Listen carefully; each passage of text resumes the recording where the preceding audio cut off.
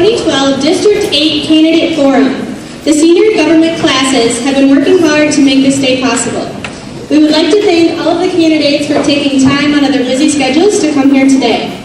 I would now like to introduce Sue Bergheim, News Director at KJAM, who will be our mediator for today's forum. Thank you, Hannah. Well, there we go. Thanks, Hannah. Thanks, everyone, for joining us today. A special thank you to our 6 legislative candidates seated here on the stage for being here today and being available to answer your questions and tell you a little bit about themselves as you make your decisions for the election, which is coming up on November 6th. And voters in District 8, which is made up of Lake, Minor, Moody, and Sanborn counties, will choose from 2 candidates for a seat in the state Senate. Those candidates are Charlie Johnson and Russell Olson, the first 2 candidates there on the end. And then voters will also choose from 4 candidates for 2 seats in State House of Representatives. Those candidates are Scott Parsley, Roy Lindsay, Gene Kroger, and Dr. Leslie Heineman. Now here's how today's forum is going to go. Each of our candidates are given 2 minutes to introduce themselves to you through an opening statement. I will then present 3 questions to them that were prepared by the senior government class, and they will each have a minute and a half to answer those questions. As time allows, I will also take questions from the audience, and at that time the candidates will each have a minute to present their answers for those questions. When all of the questions are completed, each one of the candidates will have a minute to give a closing statement. Now, the order in which the candidates are seated here today and will speak today throughout the forum was determined by the order in which they appear on the ballot. So that is how we determined how they're going to, the order that they will proceed today. So we'll follow that order throughout the forum as well. And please, we ask that you hold any applause until the end of the forum, if possible, please. Okay, we'll get started with our questions. If you guys are ready to go. Our first question from our senior government class is this. Initiating Measure 15 on the November ballot proposes that a 1% increase in sales tax would go towards education and Medicaid. If this passes by a vote of the people, how would you propose spending the funds that would go towards education? I will start with our Senate candidates, and Charlie, I'd like you to go first, please. Oh, I'm sorry. Let's do opening statements first. Charlie, you can go first with that, too. Thank you, everyone, and thank you to the senior government class for hosting this event and for having us candidates here today to be with you. I was at a dentist appointment earlier this morning, so I've had a filling and a teeth cleaning, so Dr. Leslie, you can probably... so if I sound a little slurry, that's where I'm at this point. I'm running for state senate, mainly with the goal of allowing the residents of District 8 to have a choice to decide who they want to have appear. I'm a farmer from south of Madison, organic farmer. My family, my brother and a younger cousin operate 2,800 acres. I've been a lifelong farmer. I graduated from Madison High School. Let's just say that it was in a year when Elvis was still alive. Graduated from Dakota State University in 1980 with a business administration degree. Had an option or an acceptance to go to USD Law School and instead declined that and became a small farm advocate for 2 years. Unfortunately, my father suffered a disabling stroke in the early 1980s, and our family and myself have been operating that farm ever since. I've been a former county commissioner. I served from 87 to 95. I'm active involved in issues in politics, and in fact I did run for state senate at a young age back in 1984. 3 major issues that I feel need to be addressed in this campaign are better education for all ages, improvements in our infrastructure, and also opportunities, better opportunities for our youth. And hopefully as we get into the questions and comments, I'll be able to explain those issues further. Again, I thank you for having us and hosting us. Thank you.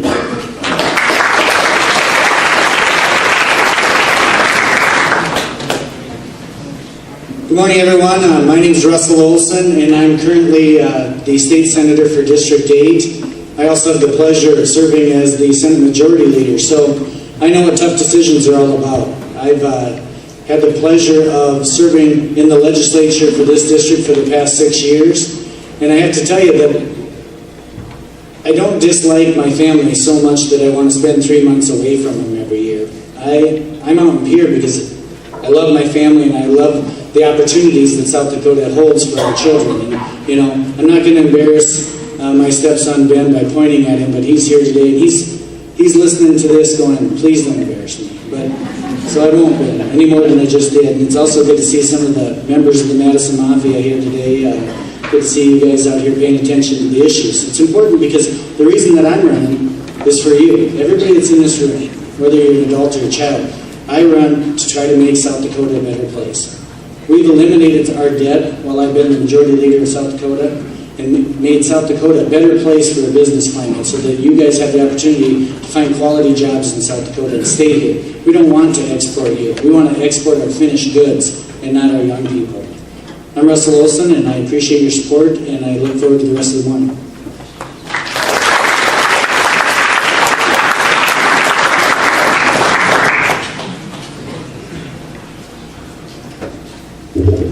Good morning.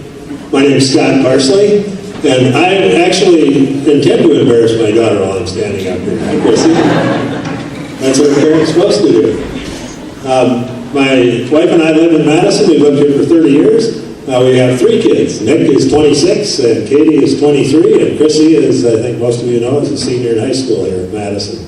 She and I just came back from the dentist too, Charlie. She's getting some dental work done. So, again, thank you to the government class and Mr. Erickson for having this forum this morning and putting this on. I know it's a lot of work, and we really do appreciate the opportunity to come before groups like this and tell you what our issues are and why we believe it's important that not only we be involved in state government, but that each and every one of you be involved in state government too by getting yourself informed, knowing what the issues are, and then voting on the day of election so that your voice is heard in Pierre and your message is sent to the people of Pierre that do make the laws that affect each and every one of us. I think some of the major issues that are facing us in this great state, because we do have a great state, our education and where we're going with that education funding, our Medicaid support for our elderly and those who are disabled and who have low income issues that they face every day. Where does their medical service come from? I think is a very important issue. And economic development. We do truly want you to have jobs when you get out of school so that you can stay in South Dakota. We've got a great base of economics in South Dakota in our agriculture.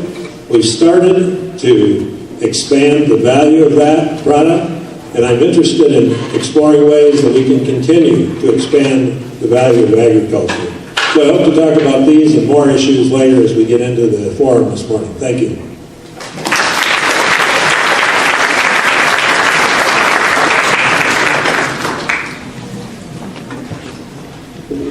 I'm Roy Lindsay. I've lived in Madison since 1978. Some of you I know. I spent 33 years teaching here at Madison High School, and one of the things in that made me want to run was watching the funding keep shrinking and shrinking and shrinking for education. The opportunities that are available to you students right now are not the same as the opportunities my students, my children had when the 8 of them went through Madison High School. You are the future. I'm already retired. So if we don't give you the opportunities, it's going to slow down your ability to decide where you're going to go and have the training necessary to get there. Other countries, they're stepping up education. And I don't want to see the United States, and especially South Dakota, end up on the low end of the program. Medicaid, that's another area that was also cut heavily. And that's the elderly. They're the people that worked through the 30s, that made South Dakota what it is. And now, in the years when they're not able to work and they need care, it's important in that we help take care of them in a responsible and proper manner. So those are the two strong issues. I also have interest in seeing what other possibilities we have in energy alternatives. We are one of the largest wind producers in the United States, and that for electricity. We have the rivers. The rivers generate a lot of electricity as well. And if you check your pockets, there's something that you're probably carrying that uses electricity every day, and that's only going to increase. I'm Roy Lindsay. Would appreciate your vote. Thank you.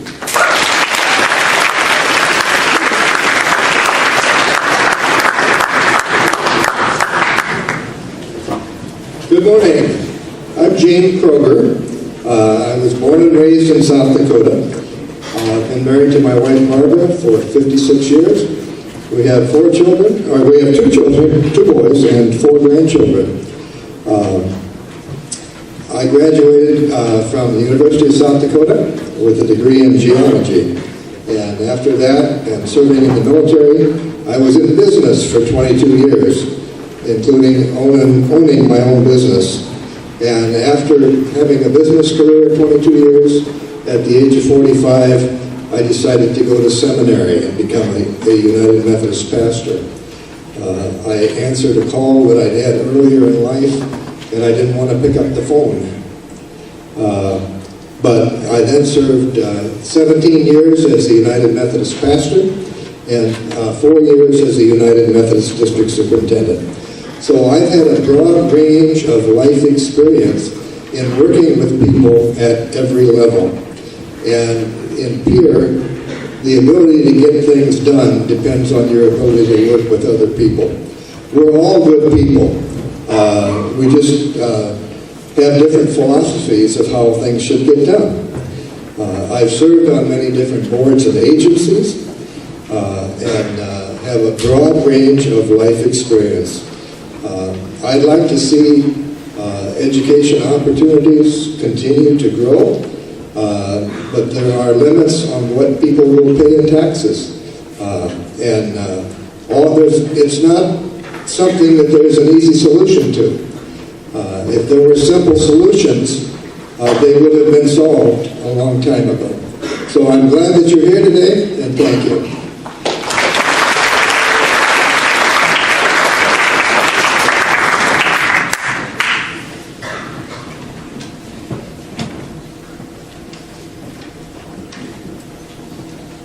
Good morning. My name is Leslie Heineman. I'm from Moody County. I was born and raised in Moody County, in the northern part, in the Ward Rest area on Interstate 29. I attended country school, which was a different concept than most of you know. 8 years, and then I went through Flanders High School, so we were rivalries, of course, in sports. I attended SDSU, and then I went to Augustana after I met my wife, and she graduated, she went to Sioux Valley Nursing School there, so I transferred to Augustana, graduated from there, and then I spent 4 years in Chicago going to dental school. It was those 4 years that both my wife and I decided that we missed our roots here in South Dakota. I did have an offer to stay in the city of Chicago, and that was a tough decision financially for us when we were starting a family, but we missed our roots, our family back here. So I moved back to Flanders and started in practice there in 1981. I've been in dental practice for about 32 years, if you do the math. I do have an office in Del Rapids as well, so if you've heard my name in that area, that community as well, I've been there since 2000. I decided to return to South Dakota because of the values that we have, what we believe in. I had an opportunity to enjoy the educational background that you are experiencing right now. And I guess one of the things I would like to do is continue those experiences that I provide, as well as a businessman and a farmer, to the decisions in Pierre. So I appreciate your vote. Thank you.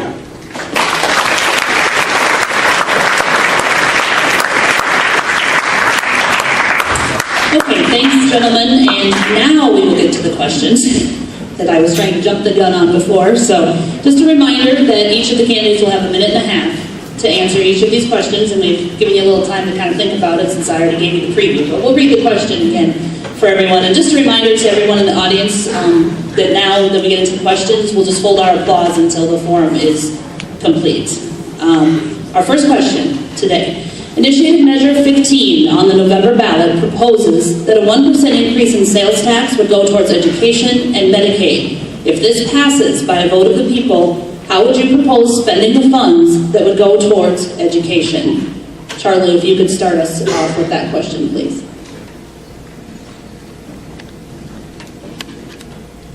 Well, I've given my public support to Measure 15 passing with some reservations and concerns.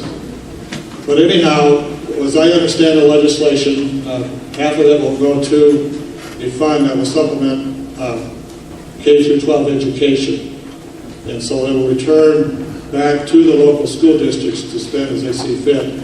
And so I guess the real proper and correct answer would be it will depend on the local school boards and the administrators within that school district to handle those extra funds. I would hope they would kind of go into three general areas. One, to definitely improve educator salaries in the state. Secondly, to allow adequate and better staffing levels at all grades so that we have the correct number of instructors in front of the correct number of students. And thirdly, to broaden and increase the course offerings within our educational system. As Roy mentioned earlier, we don't have the offerings today that we did 10, 15, or 30 years ago. And it would be important in the state of South Dakota that we could expand that course offering. I do have a different proposal or concept that I'd like to see considered. It's just a rough idea. It's a concept that I have. It's called BEEF. It stands for Better Education Expects to be Funded. Thank you.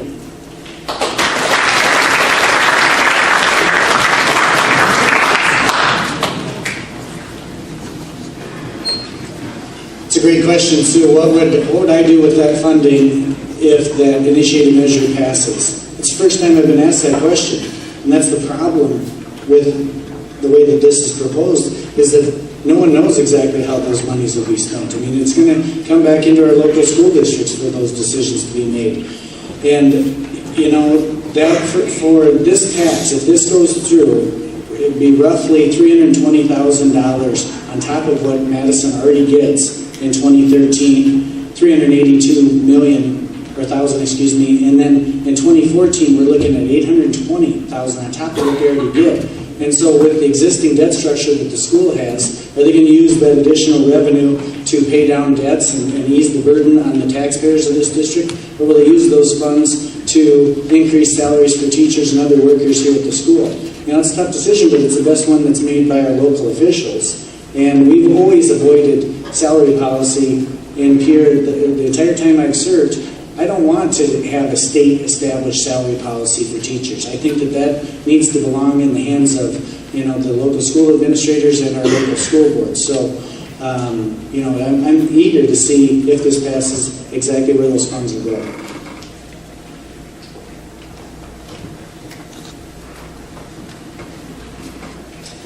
Good question. I guess first of all, it's kind of a shame to me that we have to go to a regressive tax system to get funding for our education and Medicare program, or Medicaid program in South Dakota. But it does seem that that's the direction we're headed right now, at least to ask the people if that's where they want the money to come from. The money for education, I think, needs to be allocated back to the local school districts because that is where the decisions should be made about where that funding is used. Whether it's used for teacher salary, whether it's used to pay down debt to reduce the tax burden on the local taxpayers, or a combination of both. But I think the main issue for me is that decision is made locally and not made out in the middle of the state in Pierre, where we don't necessarily know what's best for the Madison Central School District or the Flanders School District or the Rutland School District, but the school boards and the people in the community do know where those dollars are best spent and how those dollars are best used. So I'm an advocate for those dollars being divided up probably on a per student basis and given back to the school districts for them to make that decision. Thank you.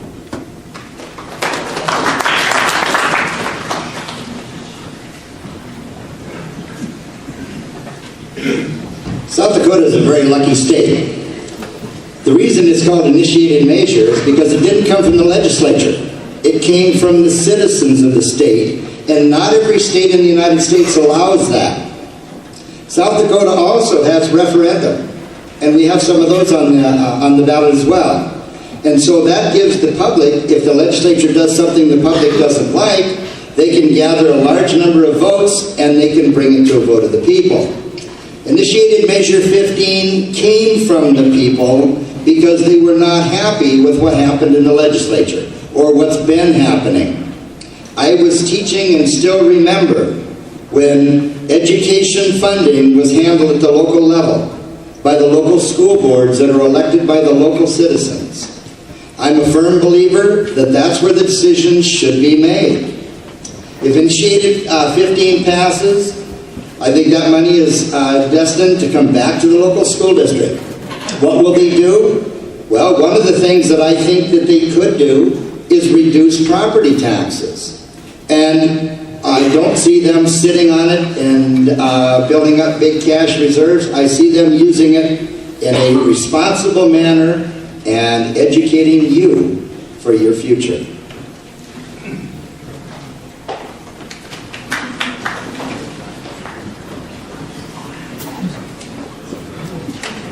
The question was, how should those funds be used in education? And those funds should be used and determined how they should be used at the local level. The needs in Madison may be entirely different than the needs in Faith, South Dakota. And the local people need to determine how those funds should be spent. And that's the answer to that question.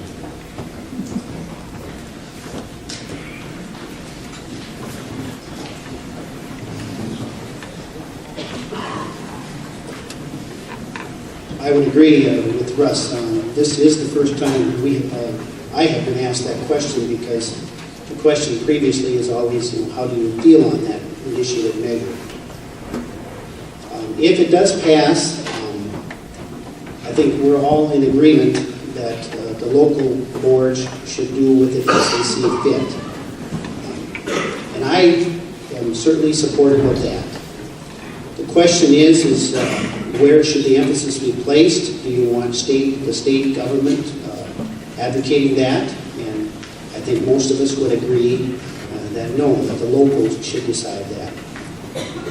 I particularly agree that being close to the Minnesota border, that we do have an issue with teacher salaries. I would like to see that as an emphasis, but again, that's a personal reflection about where this money should be spent. I think we in our school district have seen, Flanders have seen some attrition due to the Minnesota factor is what I would call that. They obviously pay their teachers more. They also have a larger and more ominous tax structure as well. So I guess to answer that question, I would like to see an emphasis in teacher salaries. Certainly capital outlay is always an issue. That would depend on the local school districts as to where they were in their debt obligation, etc.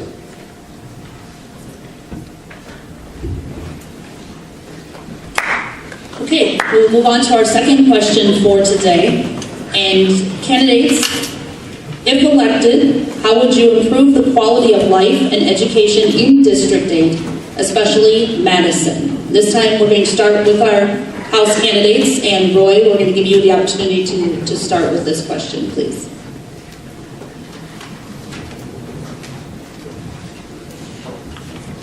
Madison is a very beautiful area to be in. We have recreation available, we have a good education system available, and it's an area that if we have the tax structure, if that was the only reason, no corporate income tax, no personal income tax, incentives for businesses to move here. When businesses move, they look, what are we doing in education? Is it an area that has good transportation? Do we have the services we need for our companies?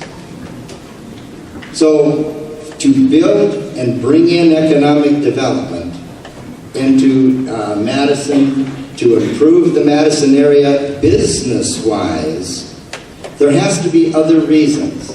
Education is one of them. If they look at the education system and they see we've been cutting, they're going to say, I'm not so sure I want to move that. Where they want to move is where there's opportunities for their kids, where there's recreation for their families. And that's one of the reasons in that I'm running, is because I see us taking that away from the legislative level. I would rather see it back at the local level. So, with that, thank you.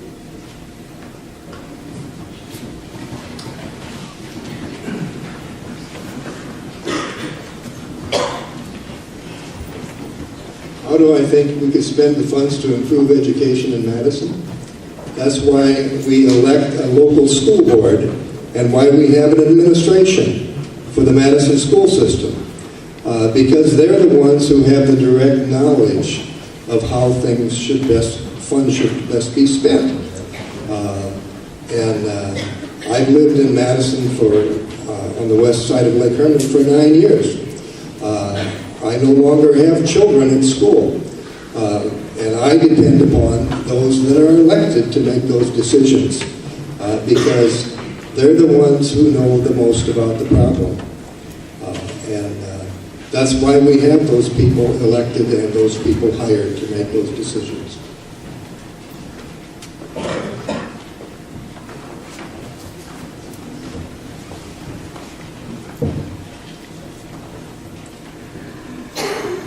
Certainly, I've had an opportunity through this campaign to be able to compare communities.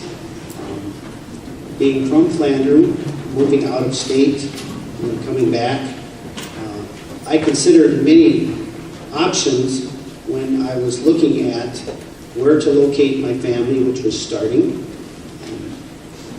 So the question, I believe, what would this community do, what could they do to make it a more attractive place? I do feel that I have been able to look at that, not only 30 years ago, but even right now. I'm looking at retiring. I'm losing all my hair because of that. And I'm hoping that I can recruit someone to my local community. You also have an older population than dentists here. And you may be looking for recruiting. And when you do that, your perspective of what a community has to offer changes. And I would say this, and I would agree, the opportunities you have here with recreation, sports, etc., are quite attractive. You have a large array of things in this community that would allow you to attract someone in like the professional field to come and locate here. So I guess I would certainly encourage the community of Madison to look at expending funds to provide those kind of opportunities.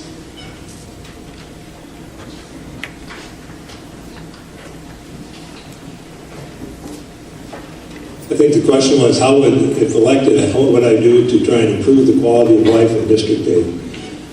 You know, I think whenever we look at trying to improve the quality of life, the best investment we can make is in our people, in educating our people, in providing services within the community that the people can use. I think back to the days that we were talking about building the community center here in Madison and the different opinions people had. I think today, if you go out and you talk to people, you still may find a few people who thought that was a bad idea, but most people will agree that that was a wonderful idea and will improve the quality of life in our community. I think we need to look at things like that continually. But I also think as an agricultural-based community, we need to look at the opportunities that we have in economic development to improve the value, again, of that product that we are growing right here, just like we did with the ethanol industry. If you think about what that's done for this community with the plant in Wentworth, with other plants around, what it's done to agriculture in this community in terms of the prices for the commodities that we grow.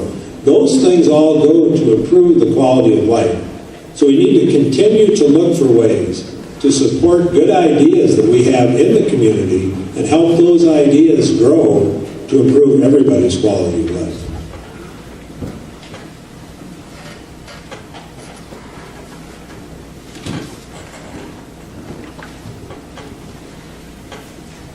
Unfortunate, because for my mortgage bank job, I actually am an economic development professional. That's what I do for a living, is recruit businesses to communities and try to expand their tax base. And so what would I do? If elected, I've been spending the last 6 years serving people out here, trying to make sure that we have a secure economic development program, because economic development and education go hand in hand.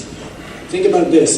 If we bring in a new business into Madison, and they have 20 employees, and out of those 20 employees, that means there's 10 more kids that come into the school district. The way we fund education is built based on a per student allocation, so that's a constant. Whether a tax passes or doesn't pass, the way we fund education is based on our students. So the more kids, the more money the school is going to get. Well, once you add those 20 more people into your community, that's 20 more houses that are either going to be rented or 20 more apartments. That's 20 more families that are buying groceries at the grocery store, which hopefully brings the cost of those products and goods down.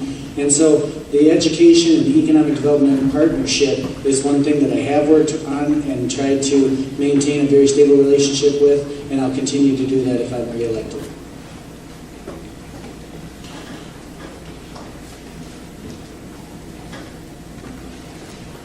Thank you for that excellent question.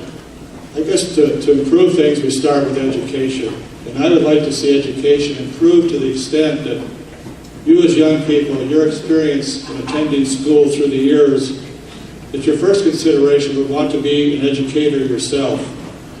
That you so enjoyed your experience that the best of you would want to continue that on as your career choice.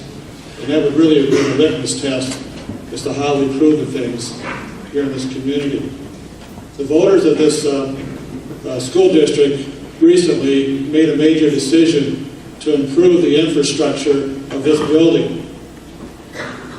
We, as a state, need to make a very conscious decision to improve the educational dollars that come back to this area so that we can give your administrators and your educators the resources and the dollars to do things right, to have the right course offerings.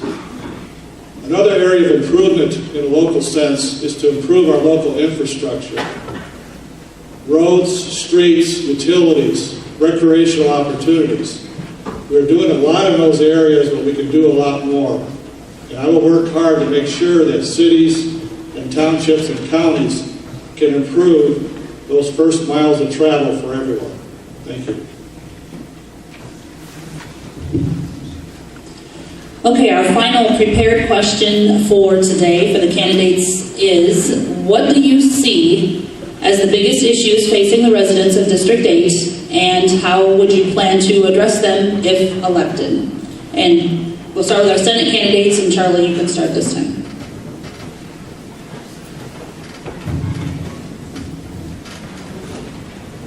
Well, I guess if you were to take a survey of all the candidates for legislature, education comes to the top. It's pretty much a given answer to any survey or any question. We have to try and take and educate in the 21st century, but yet we operate under a 19th century mode of action or mode of taxation to fund education. We didn't arrive here today at school or to our jobs in a horse and buggy. We came here with modern vehicles. And yet, it is a horse and buggy days is how we use our tax system here in this state. And we wonder why we have a problem coming up with the funding that we need to carry on with the essentials. Now, I'm proposing a concept called BEEF, Better Education Expects to be Funded. And it would do one thing right off the get-go. It would eliminate property taxes as a funding source for the general levy, but would remain property taxes for bond issuance, capital outlay, and special education, or an opt-out.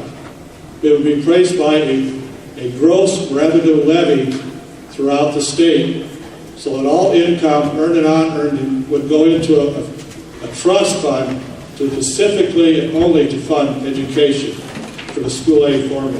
Thank you.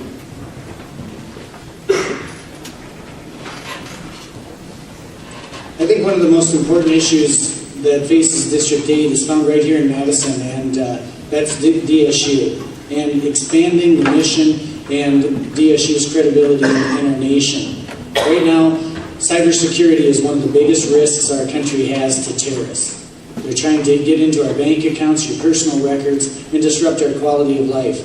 Through those terrorist activities, Madison sits right now, we're fortunate to have DSU, because they're in the forefront of cybersecurity. And I would plan and do plan to make sure that our cybersecurity program is expanded. Research dollars are allocated to DSU. We have a unique opportunity with the hospital moving to a new location to utilize that property that's right across from our campus right now to expand DSU's mission. The other part that we are fortunate of is we've got a military presence here with our National Guard Army. I'm also working with General Reich on expanding the mission to help complement that cybersecurity component that DSU offers.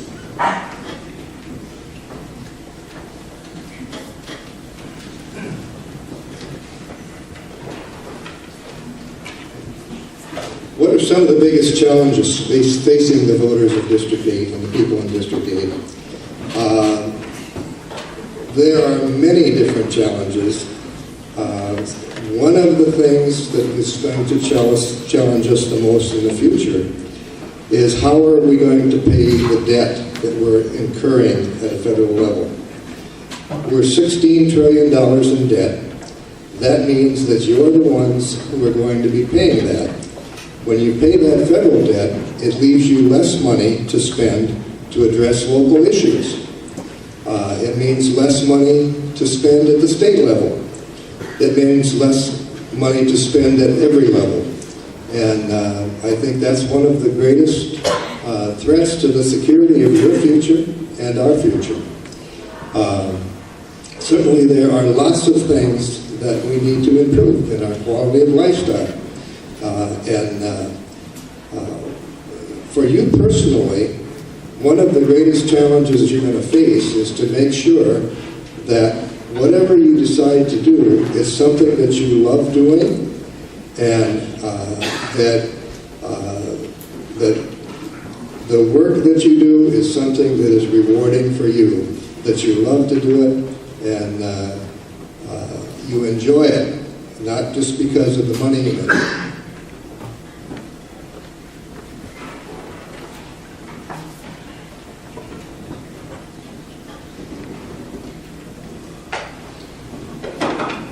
Certainly, in talking with the constituents of District 8, many concerns come up, but by and large, I would say the concern for what's going to happen on November 6th and the deficit that our government nationally is incurring is a real concern. And I think I hear it from not only from the business people, but the farmers in our communities. So I would say, by and large, it's not even a state or a local issue. It's what's happening with our national government. The probably second most common one would be in Lake County, in Madison, is water rights. People are asking me about that because Moody County has a different zoning process or ordinance in place for drainage issues. Because people live around the lakes here, that's becoming more of an issue in this county, but also in education as well. They ask me what I think about the reefer law on the ballot, and that has certainly been probably a secondary issue as well.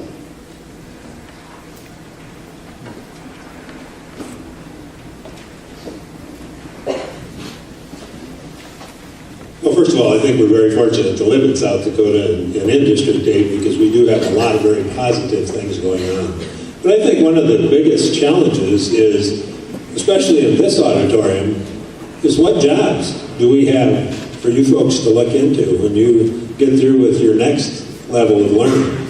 We'd like to keep you here. We'd like to have you stay in South Dakota for sure, but we'd like to have you stay in this area. So that's a big challenge for all of us to help work on developing that economy. And there are lots of pieces that go into developing that strong economy. There's a solid education system. There's the ability to take care of the people in need in your community. There's economic development activities that go on. There's infrastructure. We have to have good roads and bridges, and we have to get our product to market, as they say. So those are challenges, but for me the biggest challenge is how do we develop meaningful, good-paying work opportunities for each and every one of you to look at as you start to make your plans on what do you want to study in college, what do you want the next thing to be in your life. And we want you to be here. We want you to be part of this community. So I think that's one of our biggest challenges, one that I'm very excited about working on.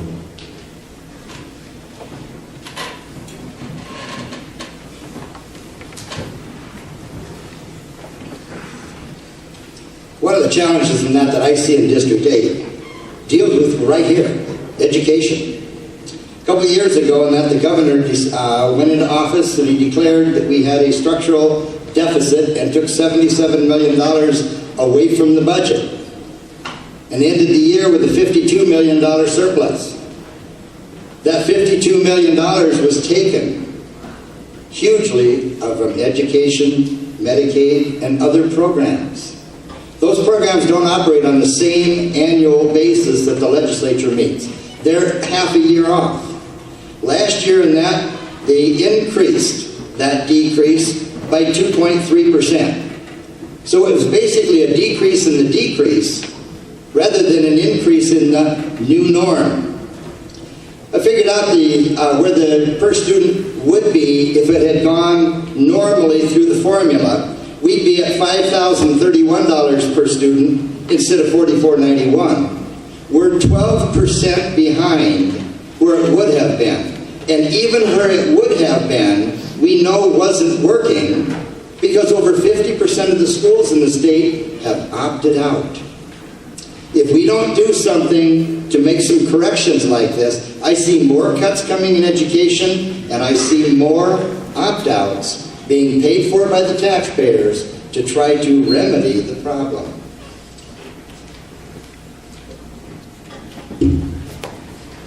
Okay, that ends our prepared questions that we have for the candidates. We now will have time for a couple of questions from the audience.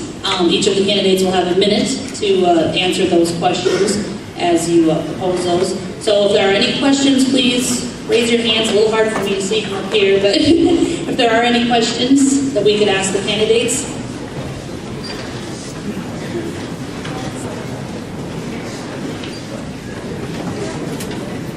Anyone?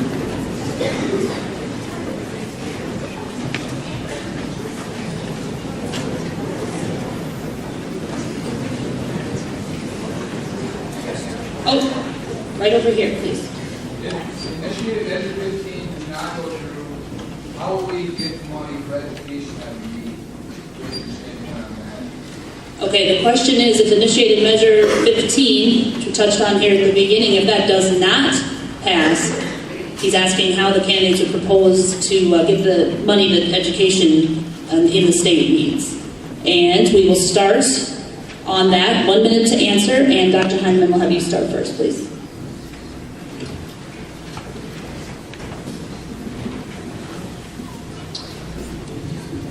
Question of where do we get the funds? That's always an issue. If this initiated measure does not pass, we are fortunate that we are coming out of a balanced budget at the state level. In fact, we do have a surplus.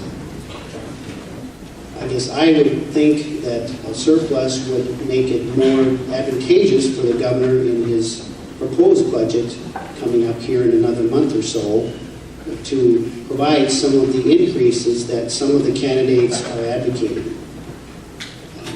I'm not suggesting to the governor that he do with that money what he wants, but we as a legislature, if I'm so elected, would have an opportunity to make decisions on where that surplus would go. I would hope that I would be at that table and be able to make some good, concrete recommendations as to where to put that money.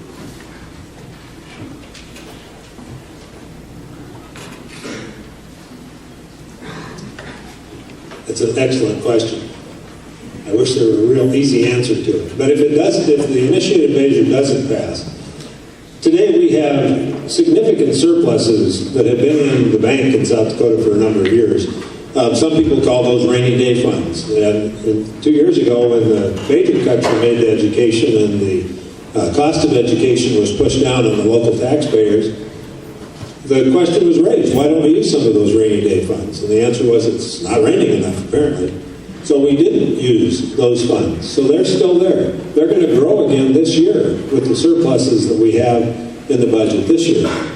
We have 3 trust funds that we use dollars out of for education. We need to make sure that all the dollars coming from those trust funds are going into education. So there are resources out there. To me, this comes down to a priority. Where do you put your priority? If I'm elected to go to Pierre to represent this district, my priority will be education, using those dollars to improve our education system.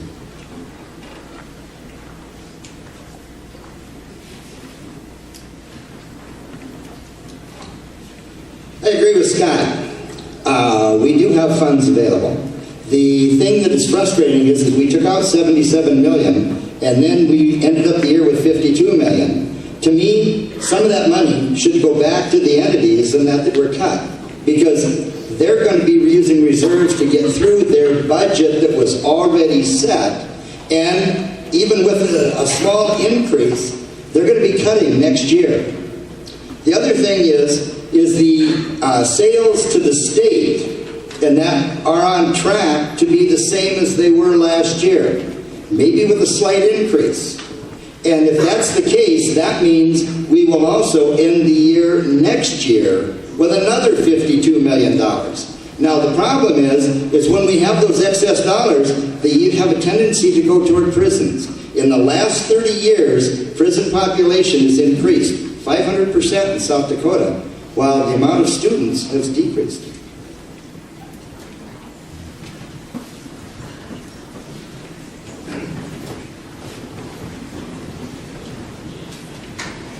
If Initiative 15 does not pass, it will be an indication that people don't want to have their taxes raised.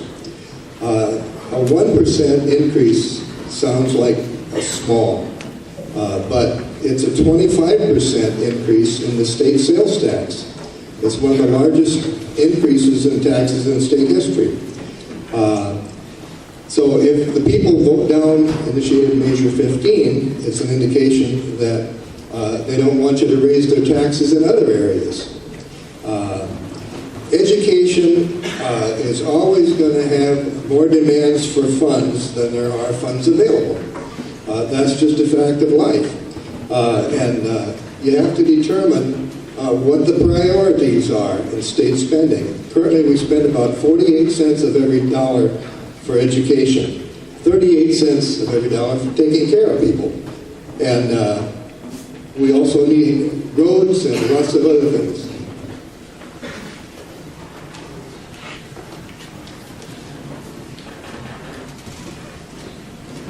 If the sales tax increase measure fails, we already have a plan in place to give more money to education. And we established that when we got rid of our debt. I hope none of you that are graduating and going out and starting their education or your careers get into credit card debt. But that's essentially what our state had. We had a credit card debt, and we made a tough choice to get that debt paid off. Now those payments that we were making on that debt, we can reinvest in other programs. You know, there's some numbers that are floating around that aren't quite accurate, but I will agree that we did cut $77 million between Medicaid providers and education in South Dakota in 2011.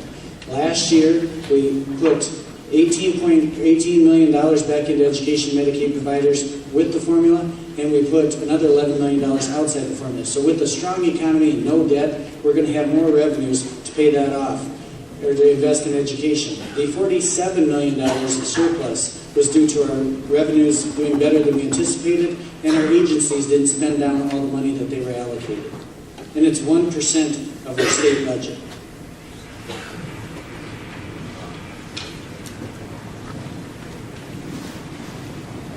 Kind of hard to answer in 60 seconds. First of all, you could make sure that deferred law 16 is voted down. There's 15 million sitting there to go back into the school aid formula. Again, I promote the concept called BEEF, where we use a gross revenue levy on all income, earned and unearned. You as students, your first job, you would be paying in towards your own education. I have this program where there would be no exclusions, no exemptions, no deductions. You pay on the first dollar that you own. And it strictly goes for education. It doesn't go into the general fund. It goes into an educational trust fund to fully fund the school aid formula as we were promised in 1995. It would go to fund education, and we would build up a fund that would go 2 years out so that our administrators in our school districts would know year in and year out what their funding is. The present time they go to here every session, and it's a political game as to how they're going to put their budgets together for the next year. Thank you. Okay, we do have time for one more question from the audience if there is anyone that has a question for our candidates today. Right there. I can see you. Go ahead and stand up, please. On a non-monetary note, with the recent bill passed for Sioux Falls with the texting and driving, I'd like to hear you guys' viewpoints on that bill and what you would do to not really initiate a statewide distracted driving bill.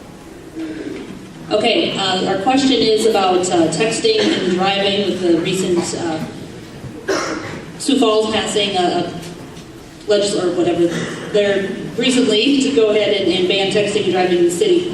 What would you do in the state to address the texting and driving, distracted driving issue? We'll start with the Senate candidates on this one, and Charlie, you can go first. My simple answer is that the measure would come up in either a committee or on the floor, and I was a legislator, I would vote for it. But I also understand that the law and the whole problem with texting needs to be more of an educational effort. That we learn that it should not be allowed in our lives to be driving and texting. I text, but I drive a tractor that goes 5 miles an hour. If I get off the road a little bit, that's my problem. But when it occurs in a vehicle that you're driving down the roads and streets of our area, you become a deadly missile.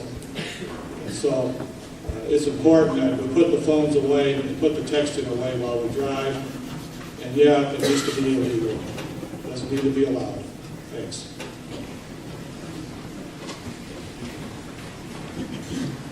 Thanks for the question, Mr. Brown. Texting and driving, we've had this issue out here, and I've never supported the legislation to ban texting and driving. And to me, it's because it's an enforcement issue.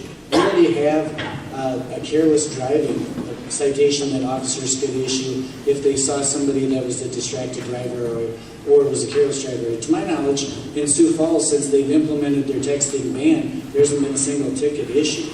And it's because they have to prove beyond reasonable doubt that you were actually texting and driving while you were going down the road. And to drag those officers know that they'd have to go into court and testify, and it's an enforcement issue. It goes back to, when Mr. Lindsay was my driver's ed instructor, we didn't have cell phones, we didn't have distracted driving. The distracted driving was whether or not we could turn the radio from AM over to FM. And so I think it does start at a younger age. We've got to teach our younger people not to text and drive.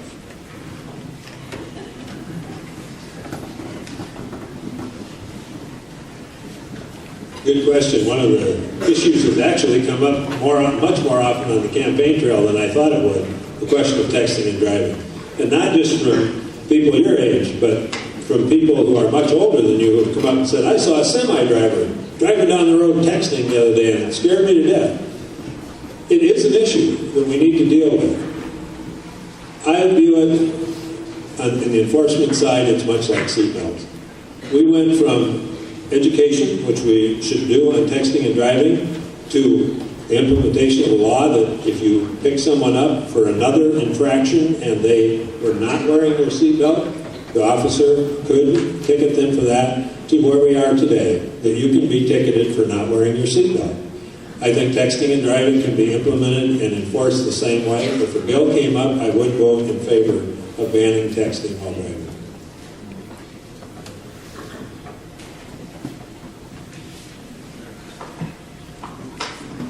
Texting while driving is obviously a dangerous situation.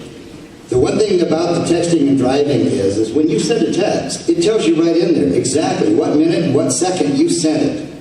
So it is an enforcement issue that they don't want to deal with, but it also is something that is enforceable if they pull your records and they check it. The other problem, the biggest problem that I have with it is we don't want to have Sioux Falls and Aberdeen and Rutland and Chester and Madison all coming up with their own little individual bills and individual fines.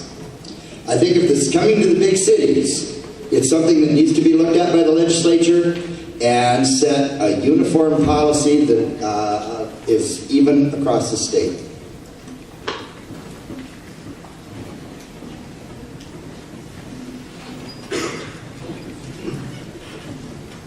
I was visiting recently with a county sheriff, and I wanted to get his opinion on that issue of whether texting should be banned. And he responded he'd like to see everything banned that distracts drivers. He said, "You wouldn't believe how many people I see driving down the interstate that are reading a book or trying to read a map." Some of us think we can talk on a cell phone and not be distracted. But people's last words have turned out to be the words they were saying on a cell phone because they were killed in an accident. Anything that distracts us and is a threat to other people demands an intensive investigation to see if it should be dealt with. And I think it should be dealt with.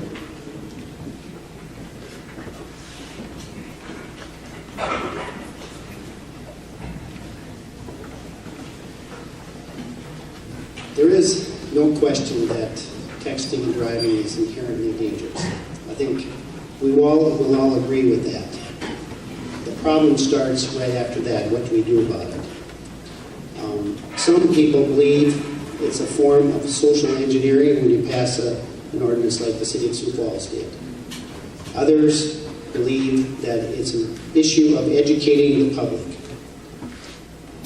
On the way here this morning, I sent a text, and then I thought, I shouldn't do that while I'm driving.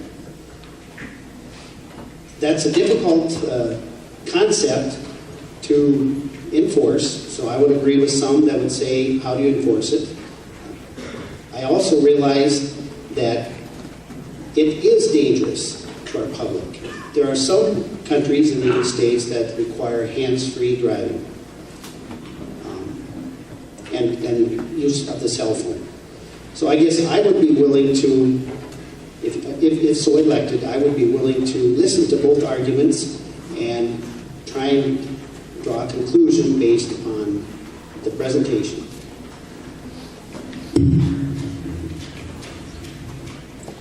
Okay, that concludes our questions for our candidates today. We're going to give them each a minute now to give a closing statement as we wrap things up. We're going to start. We're going to go in reverse order of how we did the opening statements. So we'll start, could have left you right up there. Leslie, you can go ahead and start with your closing statement, please.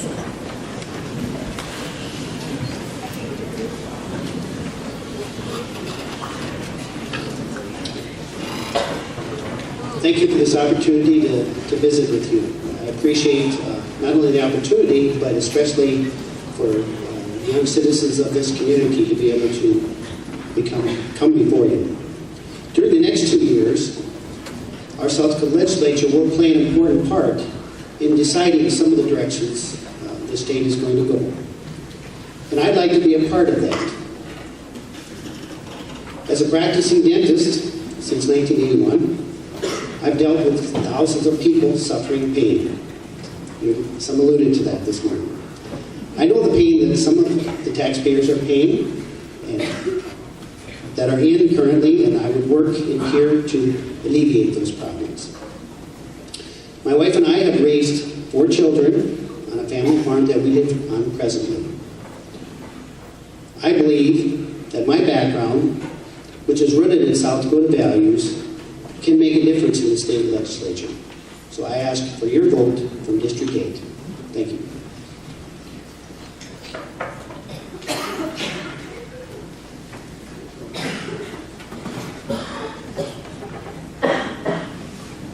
You know, I think we elect good people to the legislature in South Dakota.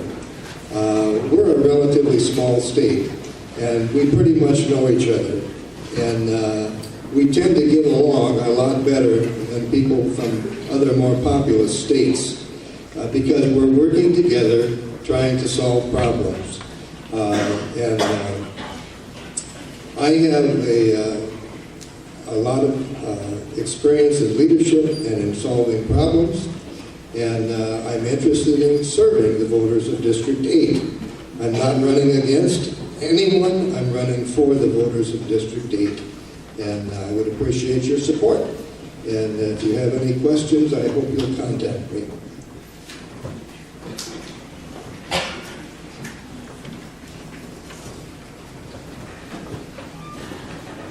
I'm running in District 8 for you, but also for me. I'm in the retirement years. We also have a family member in the nursing home.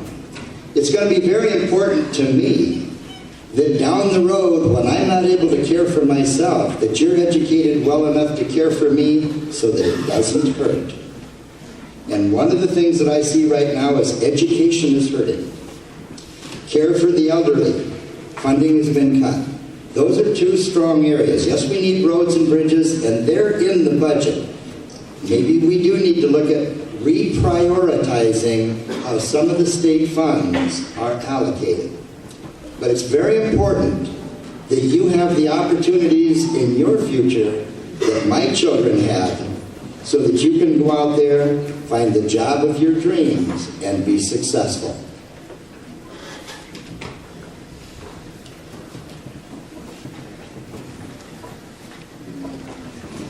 Well, again, I'd like to thank Mr. Erickson and his government class for having this wonderful opportunity today.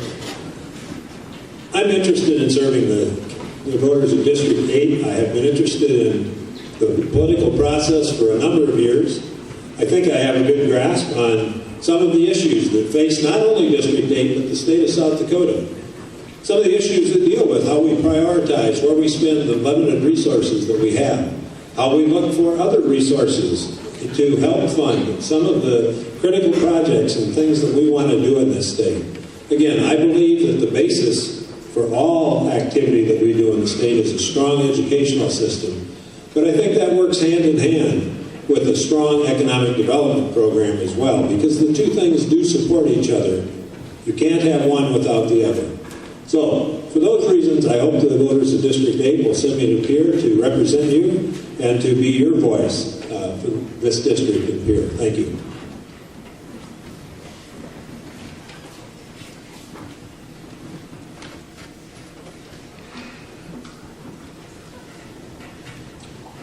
Thanks for staying awake for this last hour. I know that these things can kind of get outside your subject matter, but I started off telling you guys that the reason that I've spent the last 6 years and I want to spend 2 more in here is for you. You know, it's our young people is the reason that I want to continue to serve in South Dakota.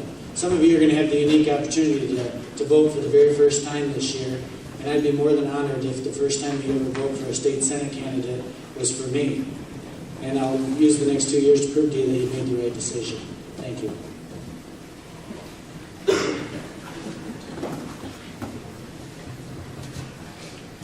Well, I'd be remiss today if I didn't do a shout out to those young kids that have helped out on my farm walking soybean fields, so there you are. I want to be your legislator, but I also want to work hard for you. And again, it comes back to education. Education can be improved better by addition rather than by subtraction. And we can place educators back in our classroom by using the 3 R's: retain, recruit, and respect. And if there's anything I will work on as a legislator, it will be to improve education in this state. You know, the number one resource that we have in this state is the land itself and the bright young minds that live upon it. And how we steward that land and educate our youth will determine quite well how we as a state succeed in the future. I thank you for the opportunity to be here today, and I applaud your work on issues of importance in the political process. Thank you.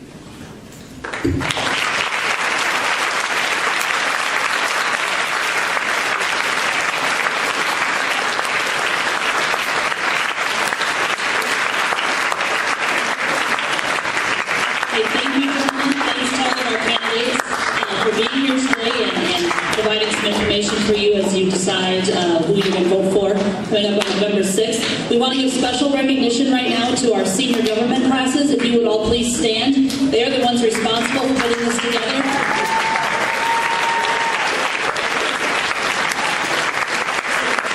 And Mr. Erickson, of course, we don't want to forget him.